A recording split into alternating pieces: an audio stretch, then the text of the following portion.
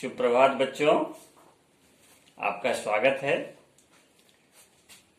आज हम एक महत्वपूर्ण टॉपिक के बारे में चर्चा करने वाले हैं और वो टॉपिक है 1937 ईस्वी का जो चुनाव हुआ भारत में, उसका क्या था, किस प्रकार से भाग लिए लोग, कांग्रेस को उसमें कितनी सफलता मिली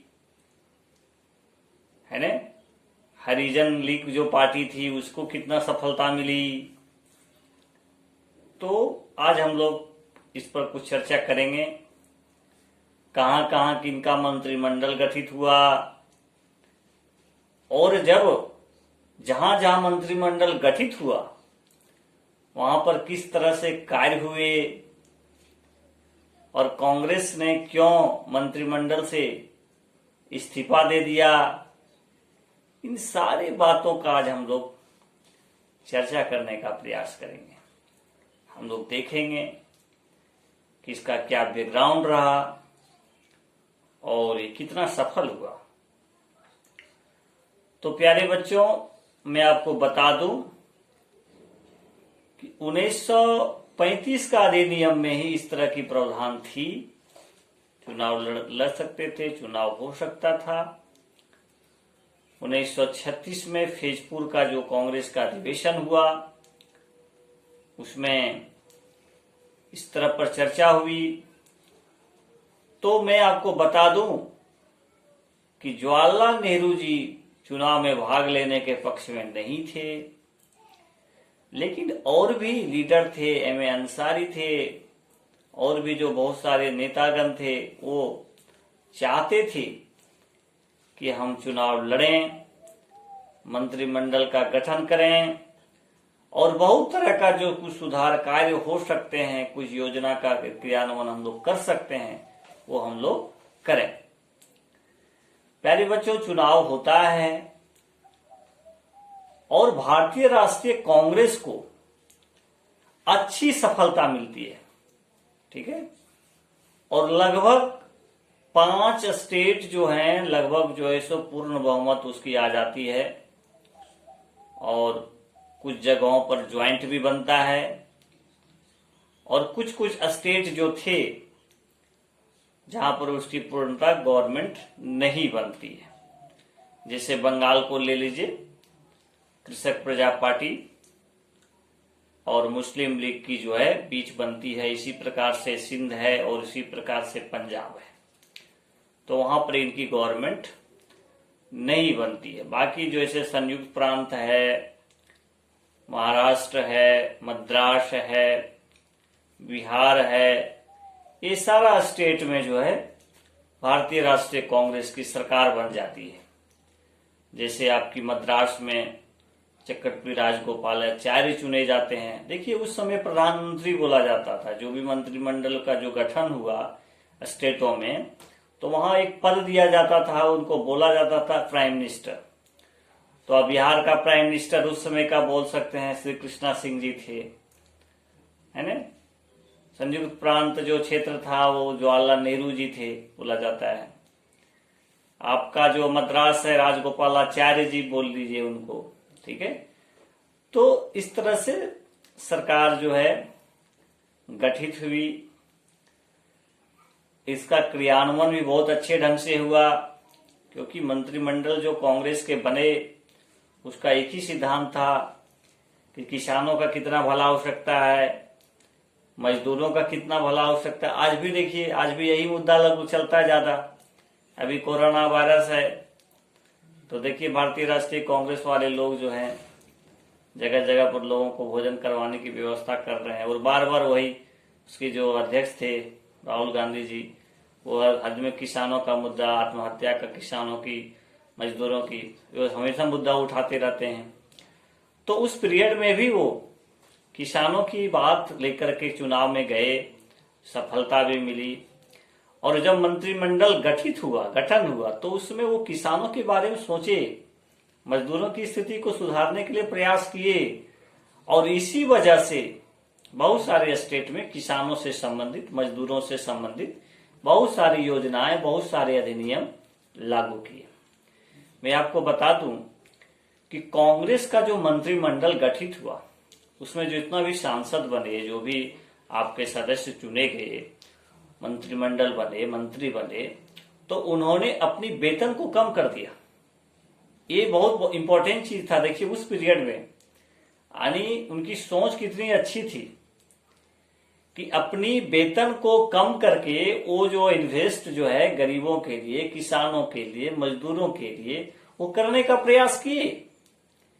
किसानों की जो समस्या थी, कर्ज की समस्या थी, जमीन से जो छीन लिए गए थे, पट्टा जो मान लीजिए उनसे हथिया लिया गया था, है ना, तो उसको जमीन को दिलाने के लिए प्रयास किया गया। There is no any problem, कोशिश किया गया।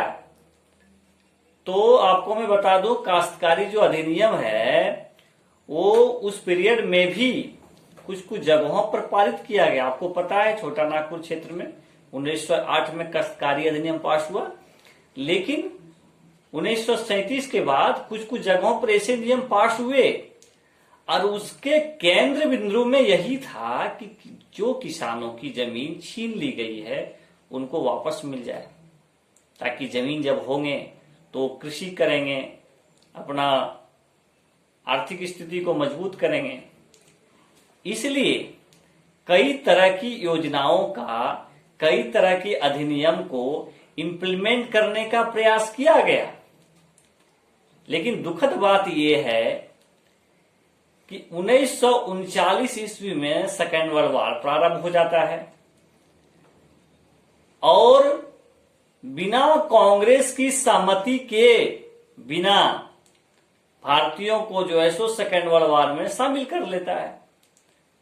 तो जब कांग्रेस ने देश को देखा कि बिना मेरी परमिशन के वो पूरे भारतीयों को जो है सो युद्ध में घसीट लिए, शामिल कर लिए, इसलिए उन्होंने मंत्रिमंडल से इस्तीफा देने की घोषणा कर देता है और जितने जगह पर मंत्रिमंडल कांग्रेस के थे उन्होंने सब जगह इस्तीफा दे दिया।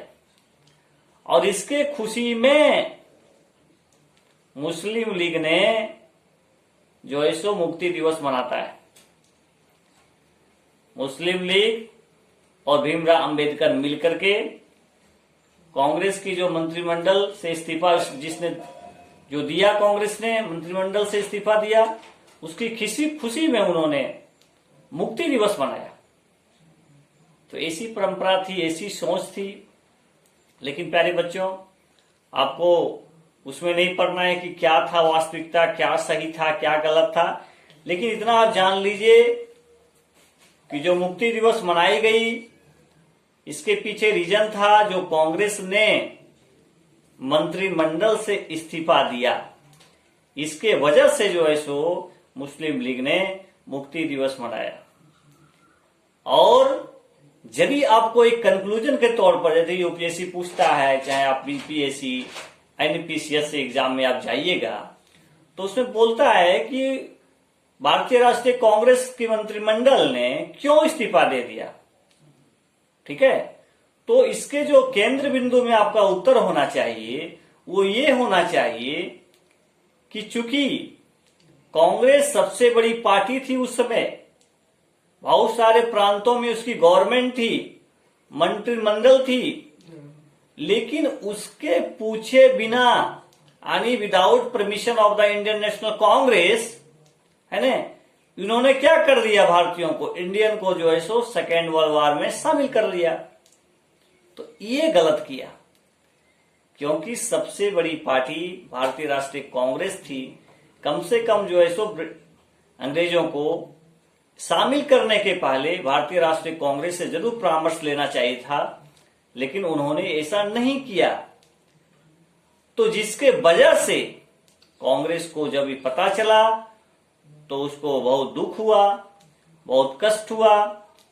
तो इसलिए लगा कि अब हमें पद में रहने की आवश्यकता नहीं है, हमें अंग्रेजों के खिलाफ में बगावत करना है, उसके खिलाफ में बोलना है।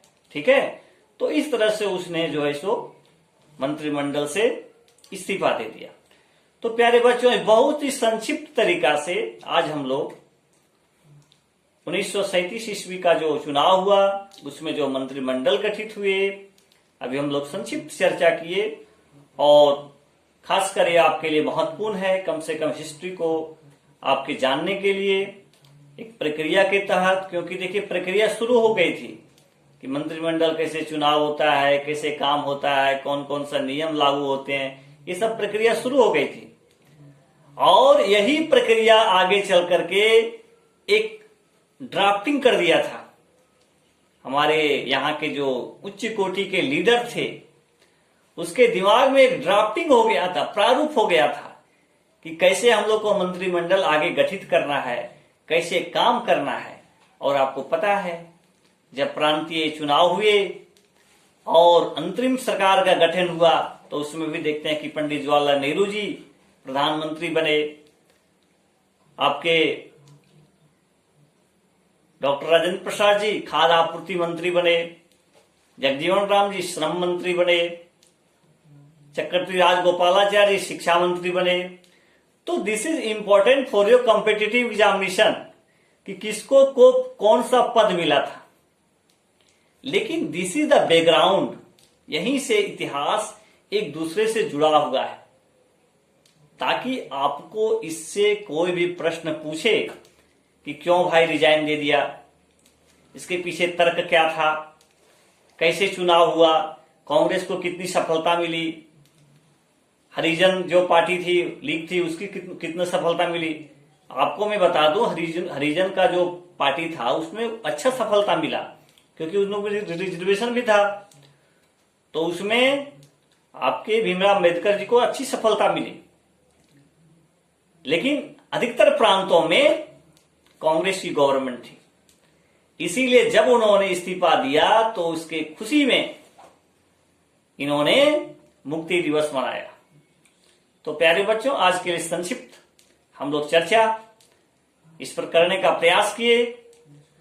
आप लोग कमेंट के थ्रू अपना विचार को शेयर कीजिए, बताइए कि और आपके लिए कैसा हम प्रयास करें, आपके लिए कैसा वीडियो बनाएं, आपके लिए कैसा ज्ञानवर्धक कौन सा टॉपिक पर आपको समझ में नहीं आता है, तो आप लोग कभी अपना विचार शेयर जरूर कीजिए, बताइए हमको, ताकि और हम अच्छा आपको उस टॉपिक से रिलेटेड आपको हम मटेरियल प्रोवाइड कर सके।